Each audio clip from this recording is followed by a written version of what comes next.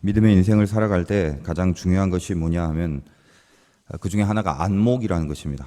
안목이라는 건 그냥 눈으로 보는 그 눈이 아니라, 그래서 우리가 그냥 보는 거라는 거는 무슨 형태라든지 빛깔, 모양 그런 거는 어떤 눈을 갖고 있다 할지라도 동일하게 보는 거죠.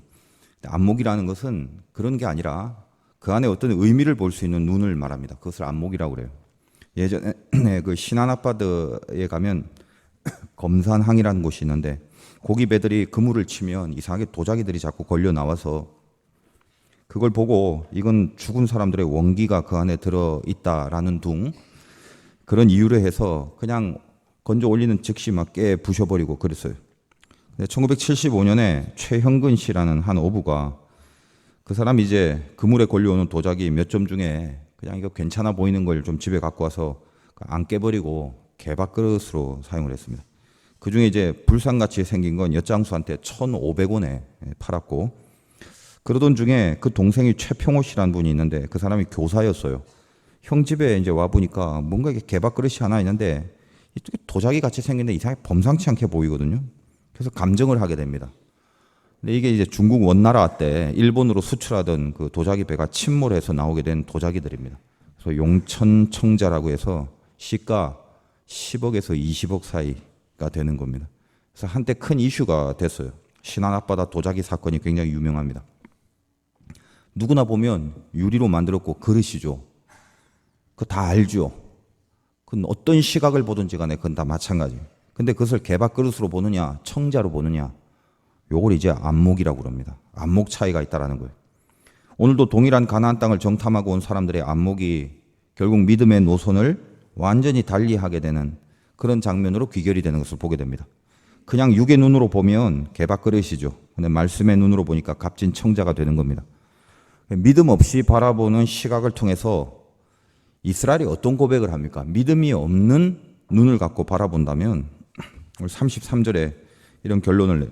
거기서 네피림 후손인 아낙 자손의 거인들을 보았나니 우리는 스스로 보기에도 메뚜기 같으니 그들이 보기에도 그와 같았을 것이다. 스스로 뭐라고 합니까? 메뚜기라. 믿음이 없는 눈으로 바라보면 메뚜기입니다. 메뚜기. 안목이 메뚜기면 메뚜기 같은 인생 삽니다. 자기들 스스로 뭐라고 해요? 우리 메뚜기라고 해요. 14장 36절에서 38절, 오늘 본문이 아니라 다음번 본문이겠습니다만 이렇게 되어 있습니다.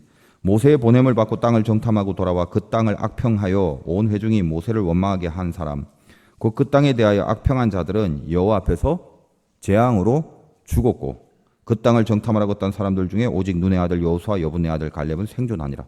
메뚜기라고 말한 사람들 어떻다고요? 메뚜기가 한철 인생 아닙니까? 애굽에서 은혜를 받아서 나왔지만 메뚜기라고 하니까 메뚜기처럼 똑같이 한철 살다가 죽어버린 거예요. 우리는 하나님의 자녀 아닙니까? 약속을 받았고 또 하나님의 약속에 의해서 살게 되는 참 귀한 인생입니다. 내 실력이나 내 가진 거, 내 조건으로 사는 게 아니라 하나님의 약속이, 말도 안 되는 엄청난 약속이 우리들에게 떨어졌고 그 약속 때문에 우리가 하나님의 인도하심을 받게 되는 참 귀한 삶으로 불림을 받았습니다. 그런데 그렇게 불림받은 우리가 스스로 메뚜기래요. 그렇게 안목이 없는 거죠.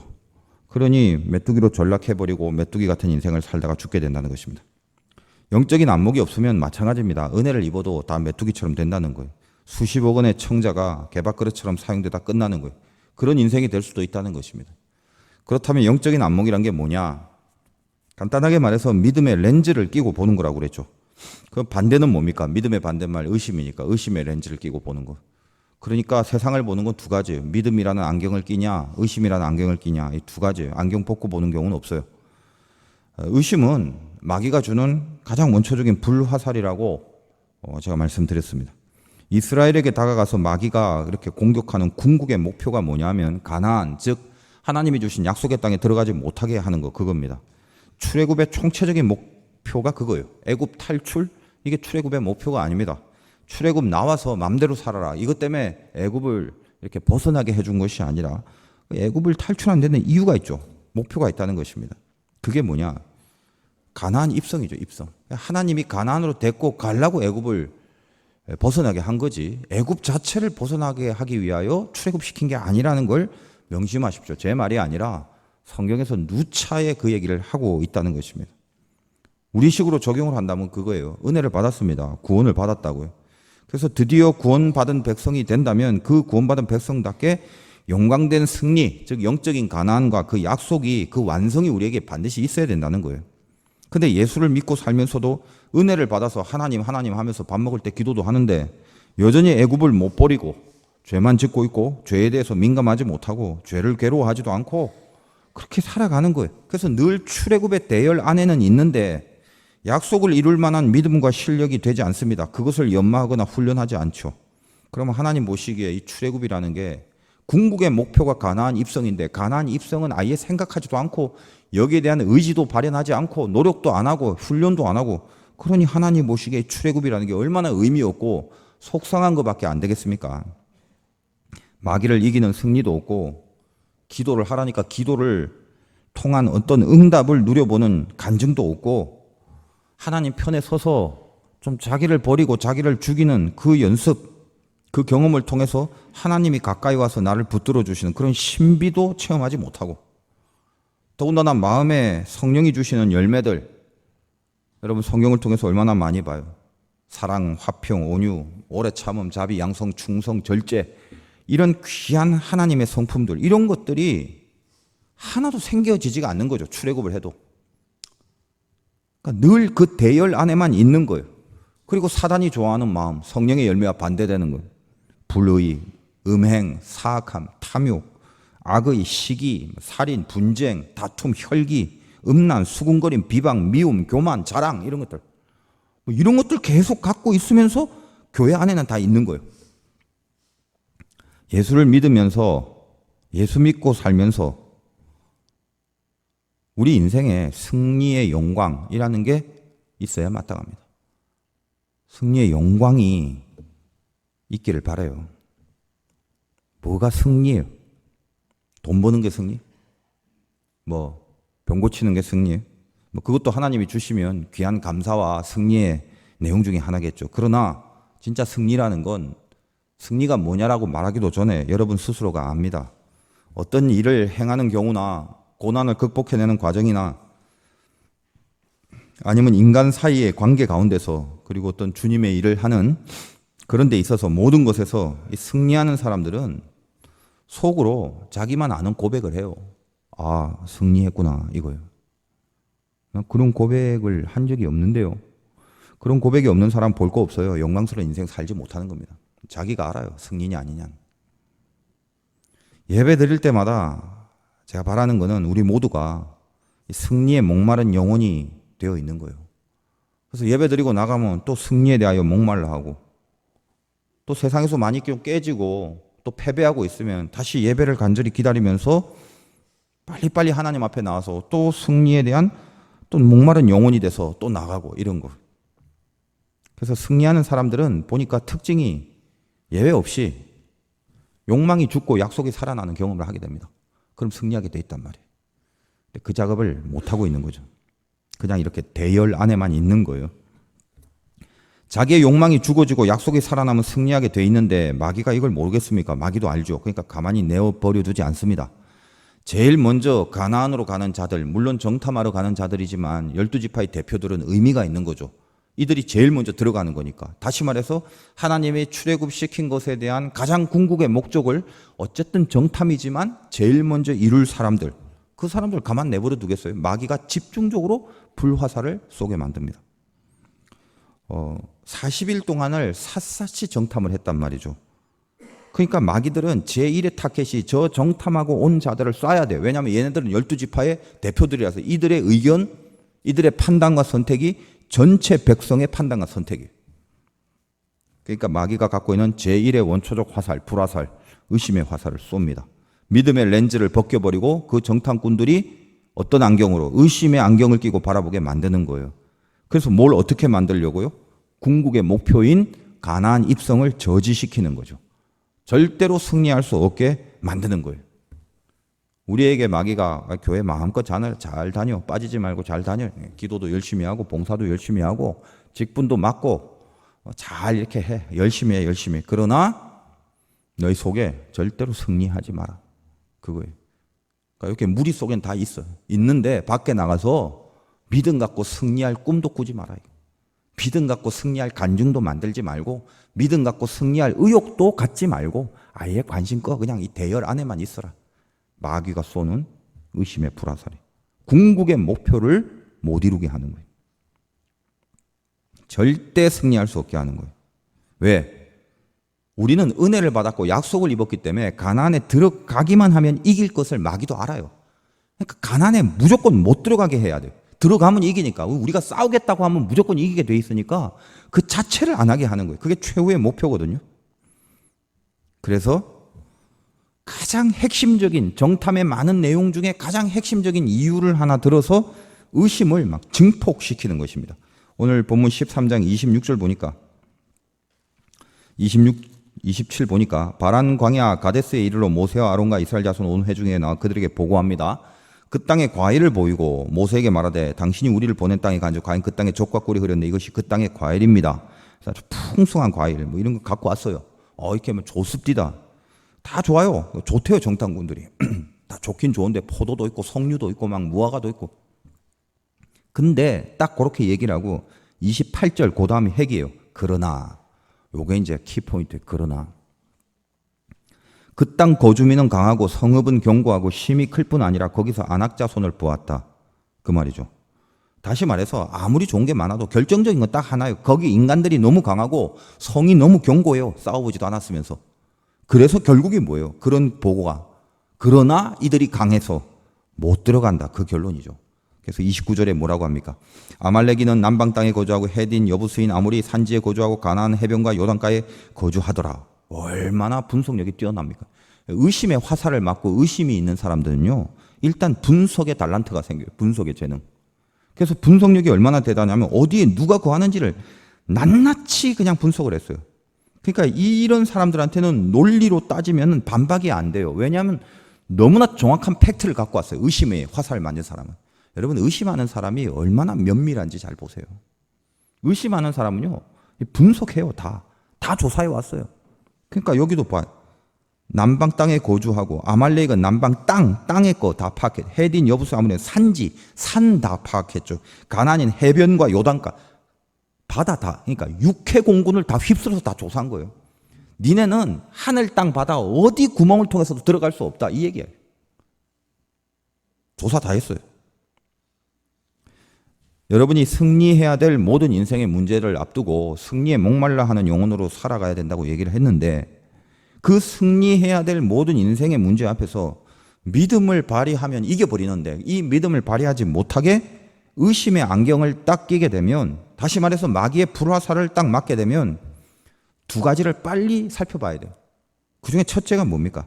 이 사람마다 의심의 구멍들이 제일 큰 게 하나씩 있는데 거기 딱 화살을 쏘면 제일 잘 탈 거를 마귀가 알거든요. 근데 우리는 은혜를 받았기 때문에 저 세상 사람들은 의심이고 뭐고 그런 게 뭐 나에게 있는지 없는지도 모르고 살아가 버려요. 세상 흐름 속에. 근데 우리는 은혜를 받았기 때문에 아직 못나고 연약한 것들은 있지만 깨달음이 있어요. 보혜사 성령은 우리에게 가르쳐 주시거든요. 그래서 뭘 알게 되냐 하면 감지가 돼요. 말씀이 이렇게 딱 들어오면서 내 인생의 믿음을 발휘하지 못하게 되는 내 자신만의 가장 큰 의심의 구멍, 그게 뭔지를 딱 안단 말이에요. 마귀가 그래서 고길 타켓으로 불화살 쏠 거다라는 그 부분이 나에게 딱 느껴지는 게 있어요. 우리 다 은혜를 받았기 때문에 그 은혜가 있는 거예요. 그 은혜가. 그런 거는 여러 가지 그 사람마다 좀 다릅니다. 어떤 그 성품일 수도 있고 경향이나 어떤 습관이나 말투일 수도 있고 무슨 고질적인 버릇 같은 거일 수도 있고 굉장히 다양해요. 사람들마다. 선천적으로 아주 교만하게 태어난 사람들도 있거든요. 그래서 그 사람이 은혜를 받고 예수를 믿으면 은근히 알아요. 그때부터는 내가 이 교만이 제일 큰 내 의심의 구멍이라는 거. 그걸 딱 느끼게 돼 있어요. 이제 그걸 고치느냐 안 고치냐 그 다음 작업이고 일단은 그걸 알게 돼요. 은혜를 받아갖고 하나님 안에 딱 들어오면요. 빛이 비추이니까 어둠이 어딘지 분명히 보이잖아요. 있을 수가 없어요. 드러나게 돼 있단 말이에요. 그러면 다른 것보다는 자기의 많은 것들보다는 어떤 그 사람에 한해서는 그 교만을 버릴 수 있는 믿음이 필요하죠. 필사적으로 싸워서 믿음을 발휘해서 내 그 선천적인 교만을 딱 꺾어버려야 되는데 근데 마귀가 그걸 꺾으면 안 된다는 걸 알기 때문에 자꾸 거기를 집중적으로 공격을 해서 절대로 교만이 꺾어지지 못하게 합니다. 목숨 걸고 교만과 싸워야 돼. 그 사람은 그 교만이 구멍이기 때문에 그 제일 큰 의심의 구멍을 아는 순간 일단 그거를 분명히 커버해야 돼요. 어떤 사람은 또 뭐 폭력적인 사람이 있어요. 그냥 태생적으로 폭력적인 사람. 말이나 생각 이런 것보다 일단 주먹부터 나가고 막 욕설부터 나가고 이런 사람이 있죠. 그러면 그런 사람들이 예수를 믿고 나서 은혜를 받으면 꺾을 수 있는 믿음을 발휘해야 되죠. 근데 마귀는 그걸 알아요. 이 인간은 폭력이다, 폭력. 그러니까 믿음을 발휘하지 못하게 그 믿음을 발휘할 수 없는 의심의 불화살을 그 폭력의 부분에 자꾸 씁니다. 그래서 어떻게든지 자꾸 폭력을 사용할 기회를 준단 말이에요. 사건을 만들고. 뭐 어떤 사람은 막 중독, 막 예를 들면 술 못 끊는 사람, 간이 썩어가고 막 위장이 문드러지는데도 계속 해요, 계속. 근데 그 자기가 알아요, 예수를 믿게 되면. 나 이거 안 되는데, 안 해야 되는데. 이거. 적어도 그 은혜 받은 사람은 그걸 알거든요. 근데 그걸 모르면 그 사람은 뭐 교회에 있든 예배 자리에 앉아있든 그 사람은 일단 아웃이에요. 그 사람 아직 은혜 받지 못한 사람이에요. 근데 일단 알아요. 아, 이건 아닌데 하는 걸. 은혜 받으면 다 알게 되죠. 근데 뭐예요? 마귀는 그걸 얘 믿음으로 이것만 딱 끊으면 더 이상 불화살 쏠 수 없으니까 그걸 끊지 못하게 자꾸 의심을 주는 거예요. 술 마시게 하는 사건들 꼭 던져준단 말이죠.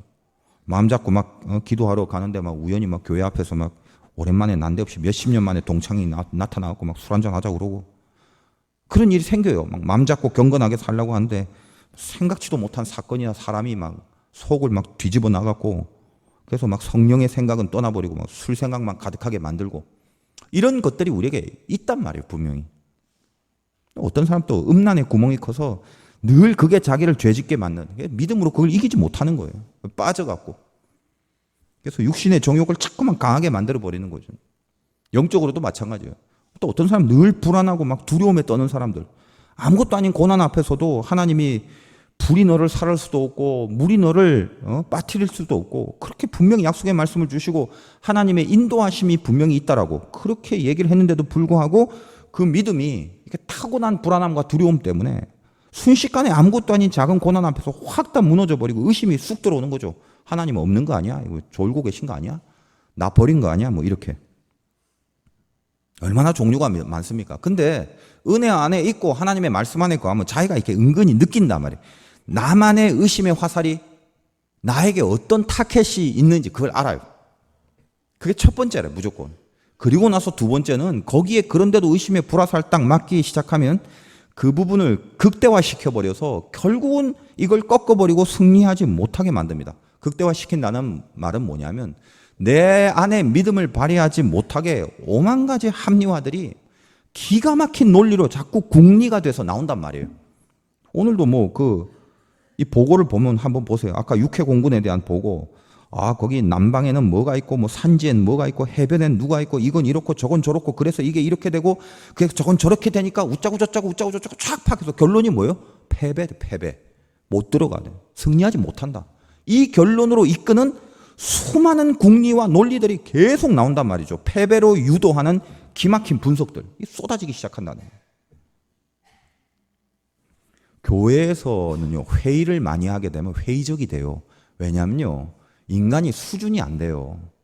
그래서 자기 생각, 자기 머리, 자기 이성으로 똑똑하답시고 뭘 자꾸 궁리를 하는데 가면 갈수록 마귀들이 불화살을 쏴갖고 믿음이라는 게 다 사라져버리는 거예요.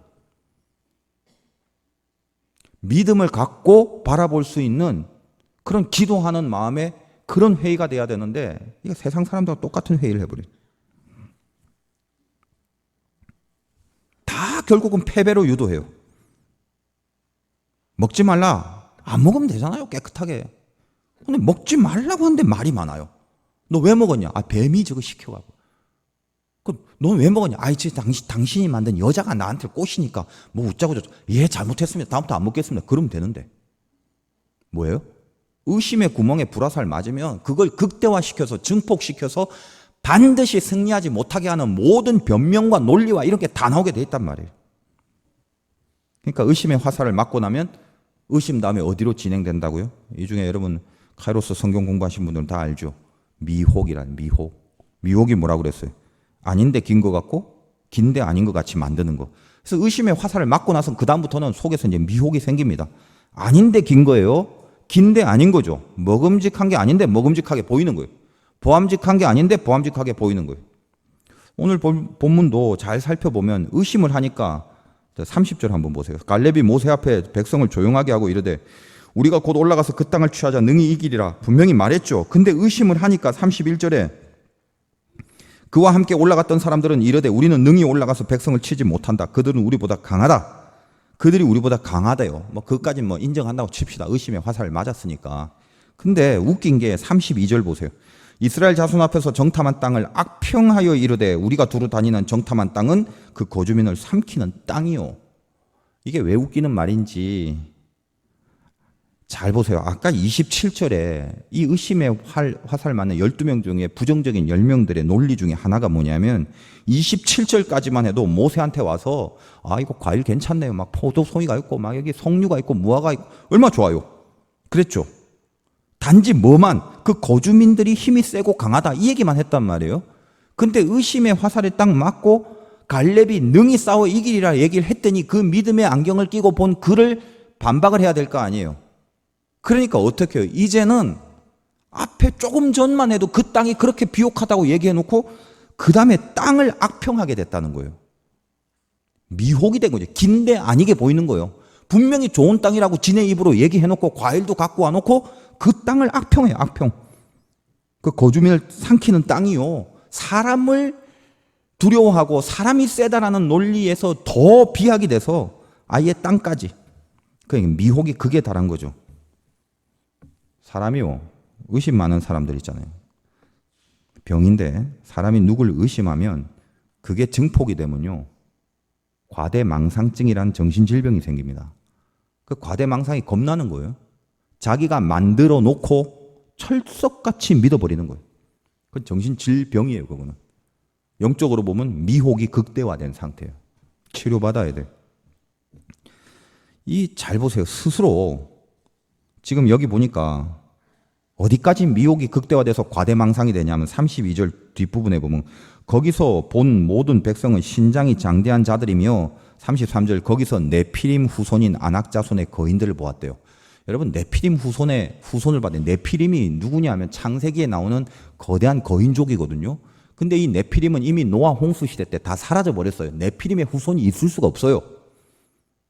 그러니까 이거는 뭐냐면 어디서 주소들은 네피림은 알아갖고 네피림의 후손을 봤다. 거짓말이죠. 네피림은 이미 홍수 때 없어져 버렸는데 무슨 말이에요? 과대망상이 돼버린 거예요. 완전히. 의심이 미혹이 돼버려서 미혹이 증폭돼 버리니까 이건 이제 옳은 게 틀린 게 뭔지 의미가 없어요. 그냥 자기 안에 있는 모든 의심을 극대화시켜서 그렇게 완전히 분열이 일어나 버린 거죠. 그 다음에 뭐예요? 그래서 이 카이로스 성경 공부하신 분은 참 유익함이 많아요. 지금 이 내용들이 목사님 그 교재 적어놓은 그게 그거였구나 하면서 막 속으로 지금 끄떡거리고 있죠. 막 흐뭇해하고. 아님 말고.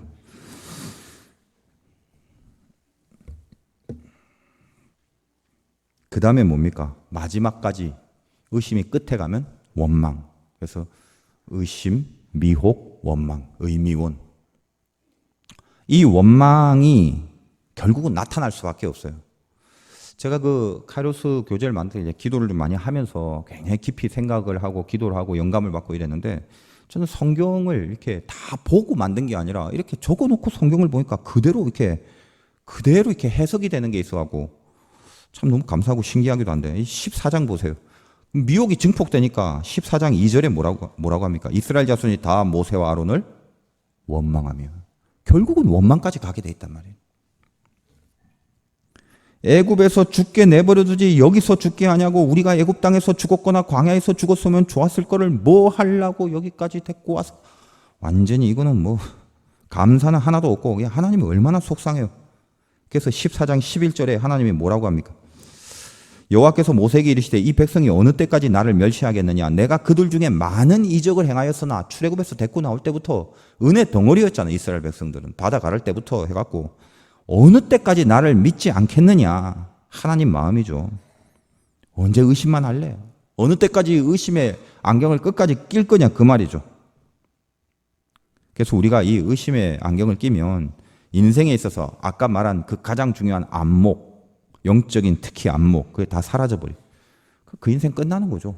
사람은 보는 대로 가게 돼 있고 보는 대로 풀리게 돼 있단 말이죠. 못 보는데 어떻게 가요? 못 보는데 어떻게 풀려요? 여러분이 하나님의 자녀인데도 메뚜기 같이 살다가 그냥 끝나버릴 겁니까? 예수 안에 있는 사람은 젊거나 늙거나 상관없어요. 무조건 승리에 대한 간절함이 있어야 되는 거예요. 승리에 대한 간절함. 갈렙의 모습을 보십시오. 30절. 갈렙이 모세 앞에서 백성을 조용하게 하고 이르되 우리가 곧 올라가서 그 땅을 취하자 능히 이기리라. 뭐라고 합니까? 일단 백성을 조용하게 하고, 이 조용하게 하다가 히브리 말로 하스란 단어를 쓰는데 감탄사예요. 우리말로 정확하게 번역하면 이 말은 뭐냐면 쉿 이거다. 쉿 이거예요. 쉿. 야, 입 다물어라. 입 다물어. 감탄사란 말이죠. 지금 너희들이 뭐라 분석하고 뭐라 하는 그 논리들 그 짓거리지 마요. 내가 볼 땐 전부 의심의 화살을 맞은 불신들이고 의심의 안경 끼고 보는 거야. 그리고 갈렙은 뭐예요? 믿음의 안경을 낀 갈렙은 간단해요. 말이 그렇게 많지 않아요. 무슨 얘기합니까? 30절 하나잖아요. 곧 올라가 그 땅을 취하자 능히 이긴다. 끝. 곧 지금 가. 그 땅을 취해라. 능히 이긴다. 끝. 이거는 갈렙이 자기 경험이나 어떤 세상 논리에서 만들어낸, 엮어낸 그런 말이 아니에요. 믿음의 안경을 끼고 보니까 그 안목이 믿음인 건데, 그 믿음이 어디서 생겼냐면 신명기 1장 19절에, 신명기는 민수기에 있는 내용이 다시 한번 좀 복합되어 있는데 이런 내용이 되어 있습니다. 우리 하나님 여호와께서 우리에게 명령하신 대로 우리가 호렙산을 떠나 너희가 보았던 크고 두려운 광야를 지나 아모리 족속의 산지길로 가데스 바다에 이른 때에, 그 다음에 이제 뭐라고 하냐면 내가 너희에게 이르기를 우리 하나님 여호와께서 우리에게 주신 아모리 족속의 산지에 너희가 이르렀나니 너희의 하나님 여호와께서 이 땅을 너희 앞에 두셨은즉 너희 조상의 하나님 여호와께서 너희에게 이르신 대로 올라가서 차지하라. 두려워하지 말라. 주저하지 말라. 한즉, 다시 말해 갈렙이 그 땅을 보고 와서 곧 올라가서 능히 이기니까 취하자라고 얘기한 것은 자기 안에서 우러나온 게 아니라 이미 하나님께서 그렇게 말씀하신 그대로 올라가 차지하라. 두려워하지 말고 주저하지 말라라는 말을 붙잡고 그 안경을 보고 땅을 보니까 그 땅이 어떻든 상관이 없는 거예요. 그래서 그 고백을 하는 것입니다. 그 말씀에 붙들려 믿음의 렌즈로 자기가 당면한 모든 것을 바라보고 해석을 해요. 결국 그 해석이 우리에게 승리의 실체를 주는 것입니다. 여러분, 삶에 많은 것들 당면하고 있는데 그걸 무슨 눈으로 보느냐가 핵심이란 말이에요. 저 세상 사람들처럼 분석 잘하고 뭐 이렇게 통계 잘 내고 그것도 나쁜 건 아니죠. 분석을 한다는 건. 그러나 그 분석의 배후에 내가 지금 의심을 갖고 바라보느냐, 불신을 갖고 바라보느냐, 하나님 다 빼고 완전히 내 것만 갖고 바라보느냐, 아니면 하나님이 허락하시고 나에게 떨어진, 하나님 백성에게 떨어진 이 말씀의 안경을 끝까지 안 벗고 끼고 그것을 계속 바라보고 있느냐, 이 싸움이에요. 이 싸움. 그래서 믿음은 뭐라고 하는 거예요? 바라는 것들의 설명이요, 믿음은 바라는 것들의 이해요, 믿음은 바라는 것들의 분석이요, 믿음은 바라는 것들의 토론이요. 이런 얘기 안 했죠. 믿음은 바라는 것들의 실상이다. 실상. 믿음 갖고 보는 게 실상이 된단 말이에요. 그게 우리가 삶을 살아가는 방법이라는 거예요. 그리고 보지 못하는 것들의 증거라. 우린 보지 않으면 안 믿잖아요. 보지도 않았는데 그거 어떻게 알아 이거죠. 그래서 말만 많아요. 그러나 믿음 자체가 증거라고 그런 거죠. 아까 말씀드린 신명기 1장 36절, 신명기 1장 36절에는 이렇게 되어 있습니다. 이 악한 세대 사람들 중에는 내가 그들의 조상에게 주기로 맹세한 좋은 땅을 볼 자가 하나도 없으리라. 악한 세대, 악평하는, 의심의 렌즈로 본 사람은 그 땅을 볼 자가 하나도 없단 말이죠. 그러나 36절에 오직 여분의 아들 갈렙은 온전히 여호와께 순종하였은즉 그는 그것을 볼 것이요. 아직 보지 못했는데 보지 못하는 것들의 증거가 이미 하나님께로부터 확보되어 있는 거예요. 그게 인생이라는 거예요. 여러분 지금도 뭐 봐서 갑니까? 여러분 뭐 다 보여서 그렇게 힘차게 걸어가고 막 보여서 안심하고 가고 그래요? 여러분의 안심이 어디 있어요? 보는 것에 있는 게 아니라 믿음에 있다는 거예요. 잊지 말라고요. 왜 불안해요? 못 봐서 불안한 게 아니라 믿음이 없어서 불안한 거란 말이에요. 간단한 거란 말이죠. 그래서 우리는 눈을 감고 보는 거예요. 눈을 감고 뭘 봐요? 미래를, 사건을, 그 문제를? 아니, 눈을 감고 하나님 보는 거예요. 그게 보지 못하는 것들의 증거란 말입니다. 오늘 예배 가운데 여러분에게 당면한 과제를 보십시오. 여러분도 정탐꾼 아닙니까? 주님, 믿음의 렌즈를 끼고 보겠습니다. 내 안에 의심이 허용되지 않게 하여 주시옵소서. 갈렙이 보는 그 안목이 나의 안목이 되길 원합니다. 가슴에 새기고 한 주를 살기 바래요. 30절 오늘 다시 한번 붙들기 바랍니다. 갈렙이 모세 앞에 백성을 조용하게 하고 이르되 쉬. 짓거리지 마. 쉬. 우리가 곧 올라가서 그 땅을 취하자. 능히 이기리라. 능히 이기리라. 능히 이기리라. 주님이 저와 여러분에게 지금 말씀하시는 것입니다. 같이 따라해 봅시다. 능히 이기리라. 승리하시기를 주님의 이름으로 축원드립니다.